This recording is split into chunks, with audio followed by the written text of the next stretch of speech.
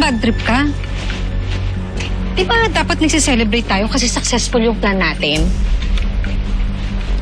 Huwag mo sabihing affected ka pa rin sa pagtawag sa'yo ni Vanessa ang baliw. Huwag mong sasabihin yan, Kiara. Isang beses mo pang sabihin yan. Kalimutan mong magkaibigan tayo. Isa kang baliw. Hindi ako baliw. Baliw ka. Baliw. Baliw.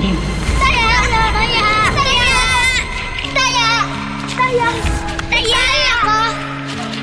Ayaw ka namin kalaro. Di ba krung-krung to? Yak! Baliw! Yak! Baliw!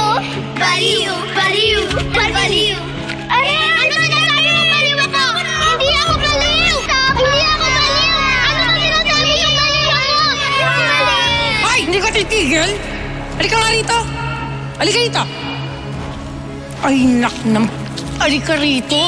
Baliw! Baliw na nga, lumayas na kayo. Lumayas na kayo. Baliw ng baliw, given na nga. Ano naman ginagawa mo dun? Hindi mo iniisip. Baka mamaya sugurin na naman ako ng nanay ng batang yon.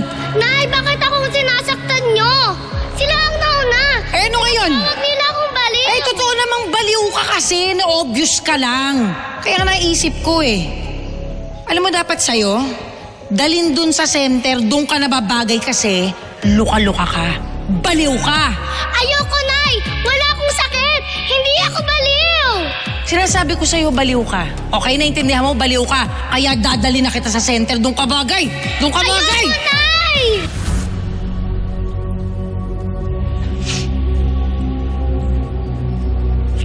Lahat ng mga taong nagsasabing baliw ako, mali sila. Walang problema sa akin. Alam ko yung ginagawa ko. Ngayon na nakakulong na yung ate mo, wala nang dahilan para manatili tayo dito. Umalis na tayo, Angel.